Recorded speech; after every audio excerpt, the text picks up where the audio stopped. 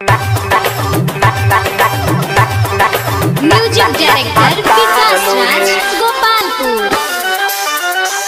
सामान पानी छोड़े यार वो थोड़े थोड़े सामान पानी छोड़े यार वो थोड़े थोड़े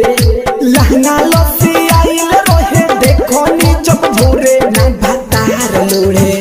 ना भातार लोड़े मोर जवानिया ना मोर जवानिया ना कोड़े ना भातार लोड़े मोर जवानिया ना कोड़े ना भातार लोड़े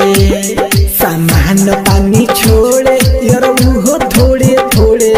लहंगा लस्सी आइल रहे देखो नी जब भोरे ना भातार लोड़े ना भातार लोड़े मोर जवानिया ना कोड़े ना भातार लोड़े मोर जवानिया ना कोड़े ना भातार लोड़े। डीजे विकास मुजफ्फरपुर,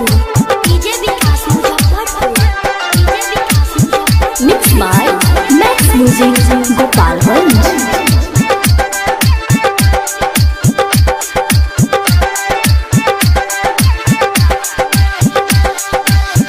रहनी कुआरे में तू दिल सब सुख हो दिल सब सुख हो दिल सब सुख हो अब तो यहाँ मिलत नइखे लभ वाला ऊख हो लभ वाला ऊख हो रहनी कुआरे में तू दिल सब सुख हो अब तो यहाँ मिलत नइखे लभ वाला ऊख हो सहल नहीं जाला कहिया टूटे पूरी पूरी ना भातार लोड़े ना भातार लोड़े मोर जवानिया ना मोर जवानिया ना कोड़े ना भातार लोड़े मोर जवानिया ना कोड़े ना भातार लोड़े। DJ Vikas Muzaffarpur, DJ Vikas Muzaffarpur, DJ Vikas Muzaffarpur.